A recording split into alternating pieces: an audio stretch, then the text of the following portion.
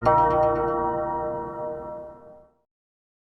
ձեզ, շարունակում ենք զրուցել արտակարգ եւ լիազոր դեսպան Զունիկ Աղաջանյանի հետ, քննարկում ենք գլոբալ ծրագրի մանրամասները եւ փորձում պատասխանել այն հարցին, թե ինչ է ուզում մեզնից Արևմուտքը։ Տիկին Աղաջանյան, այնինչ կատարվում է, շատ հաճախ ներկայացվում է մեր ինքնիշխանության մակարդակի բարձրացում։ Այսինքն մենք ոչ թե գլոբալ ծրագրի մաս ենք դառնում, ես չնայած չեմ զարմանա, որ մի օր մեզանում էլ հանգիստ խոսեն, որ այո, մենք գլոբալ ծրագրի մաս ենք դառնում, որովհետեւ դա ավելի մեզ ինքնիշխանության մակարդակը կբարձրացնի, բարեկեցության մակարդակը կբարձրացնի, մեզ կմիացնի ավելի շատ ժողովրդավարական երկրների հովանոցի տակ մեզ կառնի եւ այլն եւ այլն։ Եվ հիմա նույնիսկ դա ներկայացվում է որպես ինքնիշխանության մակարդակի բարձրացում, այսինքն մենք մինչև հիմա մեր ինքնիշխանությունը մեծ սպառնալիք է եղել Ռուսաստանի կողմից եւ մեկ կենտրոնի գեոպոլիտիկ մեկ կենտրոնի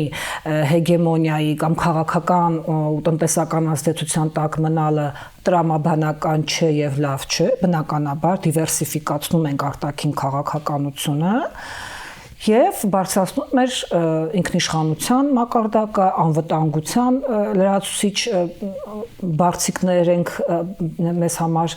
ձեռք բերում, ինչ վատ բան կա դրա մեջ։ Ավելի լավ նույնիսկ, որ մենք այդ խիզախությունը ունենք այսօր վերջապես Հայաստանը խիզախություն ունի դուրս գալու ռուսական լծի տակից։ Գիտեք, մենք այս իշխանության պարագայում մշտապես տեսել ենք գեղեցիկ փաթեթարված խոսույթ եւ դրան հարությունաշրջանով հակառակ գործողություններ։ Բնականաբար թե իշխանությունը կանգնի ասի, որ մենք մեր պետությունը տանում ենք Թուրքիայի ենթակայության, ժողովուրդը բնականաբար չի աջակցի նման ծրագրերի եւ իրենք ճիշտ արևմտյան, այսպես ասած, նույն հիբրիդային պատերազմի գործիքակազմով իրենք ներկայացնում են գեղեցիկ փաթեթավորված ձևակերպումներ, իրականությունում անելով հակառակ քայլերը։ Եթե մենք հետ նայենք մեր անցած ճանապարհը այս 30 տարվա, Հայաստանը երբեք այնքան կախված չեղել Ռուսաստանից, որքան այս իշխանությունների օրոք։ Տնտեսական զարգացման տեսակետից այնքան, ինչքան մենք հիմա տնտեսական կախվածություն ենք Ռուսաստանից, այդքան երբևէ չի եղել։ Եվ մեր նախորդ իշխանությունները մշտապես գործել են առաջինը, եթե հնարավոր է տեղական արտադրությունը մեծացնելու, երկրորդը շուկաները բազմազանեցնելու վրա։ Եվ այս իշխանությունները այդ փողի մոլուցքով տարված, հեշտ, այսպես ասած, առնեմ ծախեմի սկզբունքով տարված, իրենք նախ ոչնչացրեցին տեղական արտադրությունների, եւ մենք տեսնում ենք գյուղատնտեսության մեջ ինչ է կատարվում։ Եվ դա փորձեցին փոխհատուցել այստեղից այնտեղից ավելի էժան ապրանք բերելով եւ այստեղ վաճառելով, հատկապես թուրքական ապրանքը բերելով եւ այստեղ վաճառելով։ Առանց հասկանալու, որ պետության ինքնիշխանության ամենակարևոր տարրերից մեկը սեփական արտադրությունն է, առնվազն պարենային անվտանգության ապահովումը։ Եթե նույն, ասենք, մեր գյուղատնտեսների հետ խոսեք, մենք նախկինում առնվազն մեր ցորենի արտադրության մինչև 45%-ը ապահովել ենք, ել չեմ ասում Արցախի մասով էր պայմանավորված։ Բացի Արցախից մենք նաև մեր տեղական արտադրությունն ունենք։ Այս ես հիշում եմ մի քանի տարի առաջ, երբ որ մեր էկոնոմիկայի նախարար կոչվածը, որի ենթակայության տակ է նաև գյուղատնտեսությունը այսօր, ասաց, որ դե մեզ ձեռնտու չի ցորենը արտադրելը, պետք չի, դա ծախսատար է, առանց հասկանալու, որ անգամ ծախսատար լինելով, սեփական պարենային անվտանգությունը ապահովելու համար դու պարտավոր ես արտադրություն ունենալու, եւ պետությունը պարտավոր է սուբսիդավորել։ Դե մեզ առաջարկում էին ցորենի փոխարեն բրինձ ուտել նույնիսկ, որը շատ ավելի թանկ է եւ նույն սննդարարություն չունի, ել չեմ ասում, որ օրգանիզմների տարբերություն կա, այստեղ տնենք մի կողմ դա, բայց անգամ այդ դեպքում, եթե դու բրինձ ես ուզում ուտես, դու պետք է բրինձի արտադրություն ապահովես քո երկրում, խոսքը պարենային անվտանգության մասին է։ Գանք էներգետիկ անվտանգության, այսինքն այս իշխանությունները խոստացել են ամերիկյան կողմին մոդուլային ատոմակայան, մի բան, որը գոյություն չունի իրականության մեջ։ Փոխարենը ապահովելու մեր գործող ատոմակայանի փոխարեն նոր ատոմակայանի կառուցումը նույն ռուսական սխեմայով, որը այսօր ուղղակի քայլերով առաջ է այդ ոլորտում բոլոր մնացած երկրներից, անգամ ապահովելով անթափոն արտադրությունը ատոմակայանների պարագայում։ խոսում են, որ իրենց պարագայում ավելի հզոր ատոմական են առաջարկում, ինչը մեր կարիքներին պետք չէ, բայց դա այդպես չէ, որ մենք գնում ենք տեղեկատվական տեխնոլոգիաների զարգացման ճանապարհով, որ ավելի շատ էլեկտրաէներգիա է պահանջում։ Հետևաբար էներգիայի պահանջարկը ավելի է մեծանալու, հատկապես եթե ուզում են այստեղ դատա կենտրոններ բացել, դրանք հսկայական քանակով էներգիա են արտադրում։ Իսկ ինչ են անում մեր իշխանությունները, մեզ մոտ սպանում են էլեկտրաէներգիայի ապահով եւ անվտանգության տեսակետից նաեւ մեր անվտանգային համակարգի էական տարհանդիսացող ատոմակայանի արտադրության հետ կապված խնդիրները դրա փոխարեն մեզ փորձելով կախվածության մեջ դնել Ադրբեջանից եւ սա գալիս է այն եվրոպական Global Gateway կոչված ծրագրին, որը փորձում է այս 3 երկրներին միջինասիականն էլ հետը այսպես էլեկտրական հաղորդման գծերի եւ այլ կապուղիների այսպես իրար տարանցման ծրագրի երեքը Ադրբեջան, Հայաստան, երրորդը եւ միջինասիական երկրները նույնպես կապելով եւ այստեղ խնդիր ուներ։ Ադրբեջանը օկուպացնելով Արցախը ստանում է Արցախի 30-ից ավել էլեկտրակայանները, այսինքն էներգետիկ ապահովման է գնում իր կողմից,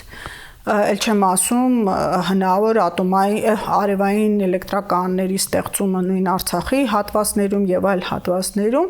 դրա փոխարեն մեր իշխանությունները գազի առումով խնդիրներ են ուզում ստեղծած լինել, արդարացնելով, որ իբրև թե Ադրբեջանից գազ կբերեն, առանց հասկանալու, որ նույն Ադրբեջանը վաճառում է ռուսական գազ, այսինքն մեր գումարով ավելի թանկ մենք վճարելու ենք նույն ռուսական գազի համար, սպասարկելով Ադրբեջանի բյուջեն, մեր թշնամու բյուջեն, որը ամեն օր երազում է Հայաստանի ոչնչացման մասին։ Սա էներգետիկ դաշտը ամենաթեթև ջրային ռեսուրսների մասին էլ չեմ խոսում, որ նստած են մեր բոլոր բարձունքների եւ բազմաթիվ խնդիրներ կան դրա հետ կապված եւ հավակնություններ ունեն անգամ մինչեւ Սևանը իրենք որոշակիորեն տնօրինելու եւ այստեղ հիշեցնեմ ամերիկյան ծրագրերի մասին եւ իրենց կողմից իբրև թե ոչ պետական կառույցների ջրային մասնագետների միջև Ադրբեջանի եւ Հայաստանի խորհրդակցությունների միջոցով թե ինչպես կարող են համատեղ ջրային կառավարման մեխանիզմներ ստեղծել, ինչու պիտի մեր ջրային ռեսուրսները կառավարվեն որևէ ադրբեջանական ինչ-որ մասնագետի կամ կառույցի հետ համատեղ։ Այստեղ հարցեր չեն առաջանում մարդկանց։ Ռազմական ոլորտում վերջին 5-6 տարիները բացի ՆԱՏՕ-ի հետ համագործակցության բազմաշոշափուկ դրսևորումների անգամ արտահակուստի առումով մենք ուրիշ բան չենք տեսնում։ Մի կողմից մեր սպառազինությունների նորմալ համալրում չկա, ժամանակին ինչ արտադրություն էլ տեղում ունենք դրանց ոչնչացում, սեփական արտադրություններին ձեռնամուխ չլինել, ես խոսել եմ անգամ մի քանի ռազմական այդ ոլորտի ուրեմն արտադրությունների հետ կապ ունող մարդկանց հետ եւ ասում եմ բացարձակապես պետական աջակցություն չկա։ Այն ինչը որ կարող էր մեր միտքը ստեղծել այսօրվա նորագույն տեխնոլոգիաները եւ զարգացումները հաշվի առնելով այս իշխանությունը ուղղակի բարձի թողի են, որտեղ իրենց հանձնարարված է մեր բանակը նախ նվազեցնել, այսինքն դարձնել այսպես ինչ որ ձևական մի բան եւ ամբողջովին դնել ՆԱՏՕ-ի հովանու ներքո։ Ինչի տարբեր դրսևորումներ մենք տեսնում ենք, թե պաշտպանության նախարարի այցերի քննարկումների տեսքով, թե համատեղ զորավարժանքների, զորավարժություններ չկան, վարժանքների եւ այլ գործողությունների միջոցով։ Էլ չեմ ասում ինչու է դա տպավորություն ստեղծում, որ դա մեզ ավելի ապահով է դարձնում։ Դա մեզ ապահով չի դարձնում, դա մեզ ավելի վատ նկատմամբ ունենք այդ վերաբերմունքը, որ եթե անգամ մենք ՆԱՏՕ-ի հովանու ներքո ենք, բնականաբար դա շատ ավելի ապահով է Ամերիկան ու Եվրոպան ավելի։ Եվ իրավիճակին քիչ թե շատ ծանոթ մարդու համար հասկանալի է, որ հնարավոր չէ ՆԱՏՕ-ի մեջ լինել, նույն ՆԱՏՕ-ի ընդլայնման խնդիրները հաշվի առնելով եւ հատկապես լինել մի դաշինքի մեջ, որտեղ մեր պատմական թշնամին է նստած, խոսքս Թուրքիայի մասին է։ Եվ պատահական չի, որ Թուրքիան մեր սահմանների մոտ պահում է մի ամբողջ բանակ, որը ՆԱՏՕ-ի հրամանատարությունից դուրս է։ Այսինքն այստեղ որը եւս մասնակցել է Արցախյան պատերազմին, որը այսօր ամբողջովին ներգրաված է ադրբեջանական բանակը իրենով եւ այդ ամբողջ համակարգով ներառելու գործընթացի մեջ, այստեղ կան խոստումներ 3 տասնամյակից ավելի շատ, դեռ խորհրդային տարիների վերջի երևի մի 15-20 տարին անընդհատ այդ քարոզչական գործիքը օգտագործվել է արևմուտքը ներկայացնելու, ինչպես ասեցի, որպես ամենա, հա, եւ նույն հետ խորհրդային շրջանում կենտրոնական արևելյան Եվրոպայի երկրների այդ վաստքը դեպի Եվրամիություն եւ ՆԱՏՕ որպես քաղաքակիրթ աշխարհի մաս, դա ներդրվել է մեր մտածողության մեջ, մեր մարդկանց մտածողության մեջ, ոչ միայն Հայաստանի, նույնը Ռուսաստանն է, ընդհանրապես հետ խորհրդային տարածքը, նույնը աշխարհի մեծ մասում երկրն է, այսօր է որ նրանք սթափվում են, այսօրվա իրավիճակում է որ իրենք մեծամասամբ սթափվում են, բայց այդ դեռևս մտածելակերպը, որ ամենան այնտեղ է, եւ եթե ուզում ես լավ լինելու են պիտի պատճենես նա այդ գաղափարը դեռևս շատերի ուղեղում նստած է առանց հասկանալու, որ նախ պատճենելու ոչինչ չկա։ Իրավունքների առումով դու ինքդ կարող ես զարգացնել եւ եթե իրոք հանձնառու ես քո իսկ հասարակությունն ու պետությունը առաջատար այդ իրավունքների պաշտպանության դաշտում գործող պետություն դարձնել, դա կարող ես ինքդ անել, այո, կարող ես օգտվել իրենց փորձի որոշ հատվածներից, որովհետեւ բոլոր հատվածները չեն, որ դրական արդյունք են տվել եւ թույլ չտալ, որպեսզի ռասիզմն ու նացիզմը քո երկրում արմատավորվի եւ դա դառնա պառակտման գործիք հասարակության մեջ, ինչը մենք տեսնում ենք Եվրոպայում։ Այսինքն այդ մտածելակերպը, որ տասնամյակներով քարոզվել ներդրվել է, հա, զուտ օգտվելով տնտեսապես որոշակիորեն զարգացած լինելու, հա, նաեւ այդ սպառողական մտածելակերպի տարրերը որպես բարեկեցության եւ զարգացման ցուցանիշ անցալելու այդ գաղափարը ներդրվել է եւ դա որոշակիորեն թոթափելը բարդ է դառնում, բայց մենք այսօր տեսնում ենք, որ այն պետությունները, որոնք արժեքային համակարգով են առաջնորդվում, կարողանում են դիմադրել եւ դիմակայել այդ զարգացած աշխարհ կոչվածին, որը բացարձակապես այսօր փորձում է այդ դիմացինին ստրկացնելու գաղափարով առաջնորդվել եւ օգտագործել նոր ձև է ամեն։ Այո, եւ օգտագործել ուժը որպես պարտադրանքի միջոց այն դարում, երբ միջազգային իրավունքը ուղղակի պիտի գերակայեր։ Մեր հոգեվոր անվտանգությունն էլ է մտնում այդ ձեր թվարկած անվտանգային համալիրի, իսկ այսօր խնդիրների շարքում։ Ոչ միայն կարող եք այդ համատեքստում դիտարկել հակաեկեղեցական արշավը։ Դա ոչ միայն մտնում է, այլ դա առանցքայինն է։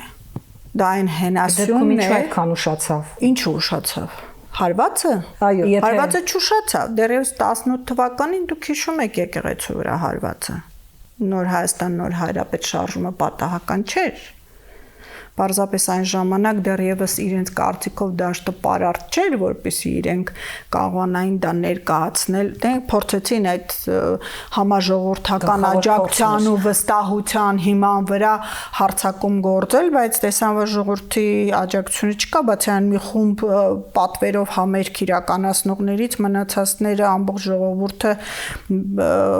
զերծ մնաց որևէ մասնակցին։ Իսկ ինչ փոխվեց 2025-ին։ 25-ին դա պատվեր էր, որը պիտի կատարվեր եւ եթե դուք նայեք ընդհանրապես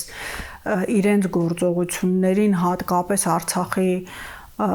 անկումից հետո հանձնումից հետո ավելի ճիշտ իրենք ворթեգրել են ընդհանրապես մեր ժողովրդի դիմադրության ոգին ոչնչացնելու դա մեկ ընդմիշտ կոտրելու եւ ազգի ինքնությունը վերափոխելու գործընթաց դրան է միտված ամբողջ կրթական ծրագրերի վերանայումը եւ եթե հիշենք եկեղեցու դասավանդումը դպրոցական դասագրքերից հանելը վերջի տարվա գործողություն չէ, դա արդեն տարիներ առաջ տեղի ունեցա, դա այդ շարքի հերթական դրսը, այսինքն իրենք գնացին քիչ ցավագին քայլերի իրականացման ճանապարհով, այո, որպեսզի միանգամից այդ պորտկումը չլինի։ Պորտկումը եղավ, երբ որ 25-ին իրենք հարձակում գործեցին, փաստացիորեն փորձեցին արդեն իրենցով անել եկեղեցին, եւ սա ժողովրդի համար անընդունելի էր։ Բայց եկեք հասկանանք նաև մի բան, այստեղ մի տար կա ու ես երանի եմ տալիս, որ նրանք երբեք դա չհասկանան։ Մեր ժողովրդի պարագայում արդեն շատ տևական ժամանակ իրենք ուսումնասիրում են մեր հոգեբանությունը, մեր պահվածքը, մտածելակերպը եւ փորձում են քայլերը իրականացնել եւ գործողությունների շարքը մշակել ըստ դրա, որպեսզի կարողանան հեշտ անցկացնել եւ ի վերջո փաստի առաջ կանգնեցնել ժողովրդին։ Բայց իրենց համար դեռևս հանելուկ է, թե ինչն է մեր ժողովրդին ստիպում այսպես մի վարքյանում պորտկալու։ Այսինքն որ զգայուն կետերն են, որ իրենք չեն կարողանում շոշափել եւ դրանք այնքան թմրեցնել, որ ժողովուրդը չարձագանքի։ Արցախի կորստից հետո, երբ որ մեծ լայնածավալ գործողություններ չեղան, իրենց թվաց, թե մեր ողնաշարը այլևս ջարդված է։ Սակայն 24 թվականի սրբազան պայքարը ցույց տվեց, որ հակառակը նույնը վերաբերում է սրբազան պայքարը, այսպես ասած, ջախջախելուց հետո իրենց թվաց դա այդ քայլն էլ անցավ գնաց եւ իրենք դա կարող են օգտագործել մեր ազգային ինքնության ամենակարևոր տարրերից մեկի առաքելական Սուրբ եկեղեցուն ոչնչացնելու կամ գոնե դրա դիրքերը այսպես թուլացնելու առումով եւ դա ոչ միայն Հայաստանի հետ կապված թուլացում է, դա ամբողջ աշխարհում մեր ներկայության, ազդեցության եւ հայության գոյության թուլացման ուղղված քաղաքականություն է եւ թե թուրքական ծրագրի ցեղասպանությունը այսպես ջնջելու, թե Ադրբեջանի Արցախը մարսելու այդ գործողությունները հեշտացնելուն ուղղված քաղաքականության մաս են կազմում։ Բայց եւ դրան մնով էր պայմանավորված, որ իրենք հարձակում գործեցին եկեղեցու վրա, սակայն խնդիրը նա անում էր, որ ժողովուրդը դա չընդունեց։ Իսկ ինչի էր պետք իրենց դա անել, որտեղ պատրաստում էր Իրանի դեմ գործողությունները։ Իսկ Իրանի դեմ գործողությունների շարքում Հայաստանը պիտի այդ Թրամփի միջանցքի կամ Թրամփի ուղու միջոցով կամ ինչպես թուրքերն են բացահայտորեն ասում Զանգեզուրի միջանցքի միջոցով իրենք պիտի կարողանային սպառազինություն եւ մարդուժ տեղափոխել Նախիջևանից դեպի Արցախի օկուպացված տարածքներ, որպեսզի օգտագործվի Իրանի դեմ հյուսիսից գործողություններ իրականացնելիս։ Այսինքն շտապողականությունը դրանով էր պայմանավորված։ Այստեղ ջարդել դիմադրության ցանկացած օջախ, որը կխանգարեր այդ ծրագրի իրականացման, այսինքն այդ ուղու տրամադրմանը, ուղու գործարկման եւ Թուրքիայի հետ սահմանի բացման նախապայմաններից էր անկլավների հանձնումը, որը կասեցվել էր Իրանցի դեպքերից հետո սրբազան պայքարի գործողություններով, այսինքն այդ ծրագիրը կիսատ էր մնացել, իսկ իրենք դա պիտի իրականացնեն սահմանները, որտեղ ադրբեջանցիք եկել եւ նստել են մեր սահմաններում, իրենք փորձում են դա յուրացնել։ Դա պիտի ինչ-որ քարտեզներով իրենց հանձնվեր, եւ այս գործողությունները եւս իրենք չէին կարող իրականացնել առանց ջարդելու դիմադրության ոգին, իսկ իրենք հասկացան, որ դիմադրության ոգու կարևորագույն տարրերից մեկը եկեղեցին է, եւ դրա համար հարձակումը եկեղեցու վրա նաև նպատակ ուներ այդ դիմադրության ոգին մեկընդմիշտ ոչնչացնելու, որպեսզի իրենք հեշտորեն այն ծրագրի այն մասերը եւ այն հանձնառությունները, ինչպես ես ասում եմ, որ իրենք ունեն եւ պիտի կատարեն, հեշտորեն դա կատարեն, բայց դա չիրականացավ։ Եվ մենք եկանք հասանք 26 թիվ։ Այո, հետո ամփոփելով զրույցը կարող ենք հասկանալ, եթե շարունակվում է ծրագիրը, ոչ մեկը դեռ չի հայտարարել գլոբալ ծրագրի չեղարկման մասին, ճիշտ հակառակը գնալով ավելի բացահայտ են խոսում, կարծես նորմալ սովորական օբյեկտիվ մի իրականություն, եթե ծրագիրը չի չեղարկվել, ապա հնարավոր է ծրագրի ենթակ բաժինները չեղարկվեն։ գիտեք ինչ է, ոչ թե ենթաբաժին է,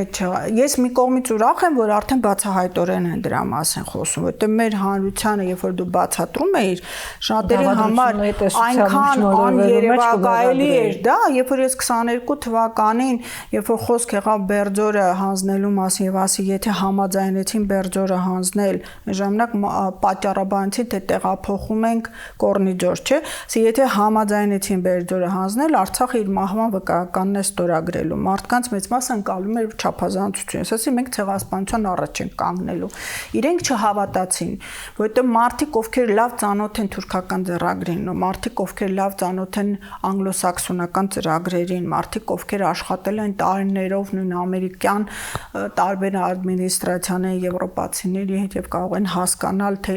որ քայլը ինչ նպատակով է արվում եւ ոչ թե ուղղակի այդ պահի դրսևորումով դատեն գործողությունների եւ նպատակների մասին, այլ դա դիտարկեն տարիների եւ ընդհանուր համալիր գործողությունների շրջանակում,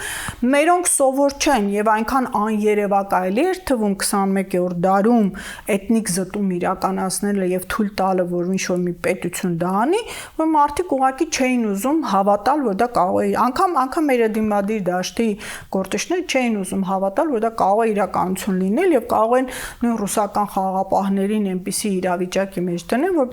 որ արդյունքում ունենանք այդ գործողությունները։ Տեսանք, որ եղավ իրականություն։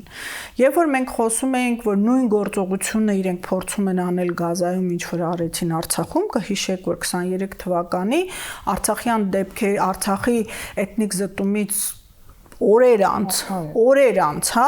նույն գործողությունը իրականացվեց Գազայում, բայց արաբական երկրները արագ հասկացան ծրագիրը եւ փակեցին սահմանները։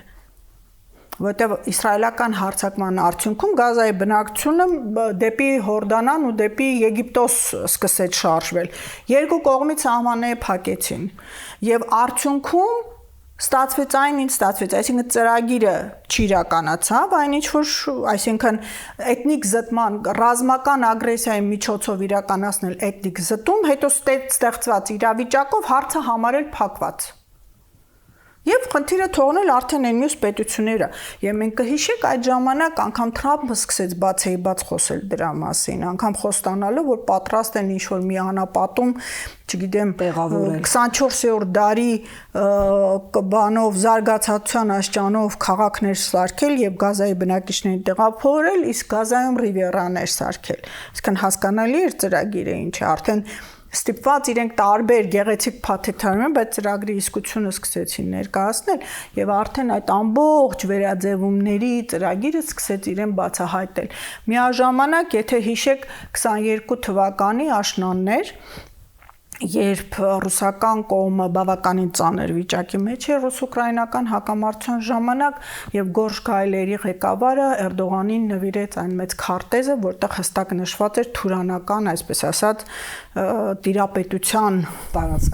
տարածքները եւ դա բացահայտում էր այդ պանթուրանական ծրագրի միջոցով իրենց հերահար նպատակները։ Դրան զուգահեռ եվրոպական կողմում արդեն կոնֆերանսներ էին տեղի ունենում եւ քարտեզներ էին ի հայտ գալիս, որտեղ գծված էր թե Ռուսաստանի որ հատվածը որ պետությանն են իրենք նախատեսում տալ։ Այսինքն աստիճանական այդ իրենց կողմից թվացial հաղթանակի ակնկալիքով իրենց այդ ոգևորությամբ արփեցած իրենք սկսեցին բացահայտել այդ ծրագրերը, բայց դրանով իսկ փաստացիորեն օգնելով նույն այդ պետություններին հասկանալ բուն գործողությունների իրական նպատակն է եւ դրան հակընդդեմ քայլեր իրականացնել։ Նույնը այսօր Իրանի պարագայում է։ Ինչ է իրականում կատարվում։ Յուրաքանչյուր դիմադրություն խափանում է ծրագրի այն ձևը եւ ժամկետը, որով իրենք ուզում են իրականացնել, բերելով այն վերանայելու որոշակի անհրաժեշտության։ Վերանայելու անհրաժեշտությունը ժամանակ է շահում բոլոր այն ուժերի համար, ովքեր համաձայն չեն այդ գլոբալ ծրագրի շրջանակում ստրկության։ Այդ թվում նաև հայ ժողովուրդը, այդ թվում նաև Հայաստան պետությունը, ես չեմ ասում Հայաստանի իշխանությունները։ Մենք իրականությունը եւ գործողությունների տրամաբանությունը հասկանալով պիտի ուժեղացնենք մեր ներքին ընդդիմությունը։ եւ դիմադրությունը այս իշխանությունների քայլերին, որտեղ դա միակ հակազդման միջոցն է։ Իշխանությունը ամենօրյա ռեժիմով ստուգում է հանրային տրամադրությունները եւ այդ հանրային տրամադրությունների մարման պարագայում ինքը արագորեն իրականացնելու այն հանձնառությունները, որ ինքը ունի։ Դիմադրության ցանկացած գործողություն, լինի դա խաղաղագործի կողմից, լինի դա լոլիկաճեսնողի, ձկնաբույծի, անդիմադիր գործչի, իրավունքների պաշտպանների, թեկուզ բժշկական ոլորտի աշխատողների, սովորական քաղաքացիների խանգարում է իրենց այդ ծրագրերի իրականացմանը մեծ ժամանակ տալով եւ օգնելով, որպեսզի այդ գլոբալ ծրագրերը ի վերջո ձախողվեն եւ այդ ընթացքում մենք ուժ հավաքենք բավարար, որպեսզի ազատվենք այս իշխանություններից եւ կարողանանք ազգային իշխանություն բերելով փաստացիորեն կասեցնել մեր պետության ու մեր ժողովրդի ոչնչացման ծրագիրը, որը ուղղակի որպես հերթական նվեր դրված է թուրք-ադրբեջանական զոհասեղանին։ Շնորհակալ եմ զրույցի համար։ Հիշեցնեմ, որ մեր տաղավարում արտակարգ եւ լիազոր դեսպան Զյունիք Աղաջանյանն էր, քննարկումները կշարունակվեն։ Ամենայն բարիք։